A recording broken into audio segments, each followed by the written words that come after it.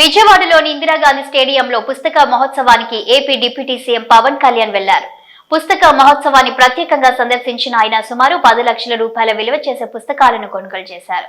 ఆయా స్టాళ్లను సందర్శించిన Pawan Kalyan economics, finance పుస్తకాలతో పాటు పొలిటికల్ సైన్స్, తెలుగులోకి అనువదించిన ఖురాన్ గ్రంథంను కొనుగోలు చేశారని సమాచారం. ఈ నెల 2న విజయవాడ పుస్తక మహోత్సవాన్ని పవన్ కళ్యాణ్ ప్రారంభించిన సంగతి తెలిసిందే. ఈ సందర్భంగా ఆయన మాట్లాడుతూ జీవితంలో నిలబడే ధైర్యాన్ని ఇచ్చింది పుస్తకాలేనని తెలిపారు. తన పేరెంట్స్ వలన పుస్తక పఠనం అలవాటు అయిందన్న ఆయన, కోటి రూపాయలు ఇవ్వడానికి ఆలోచించను కానీ పుస్తకం ఇవ్వాలంటే ఆలోచిస్తానని చెప్పారు. పుస్తకం ఇవ్వాలంటే సంపద అంతా ఇచ్చినంతగా బాధపడతానని పేర్కొన్నారు. ఎవరైనా పుస్తకాలు అడిగితే కొనిస్తా కానీ తన వద్ద ఉన్న పుస్తకాలు మాత్రం ఇవ్వనని తెలిపారు.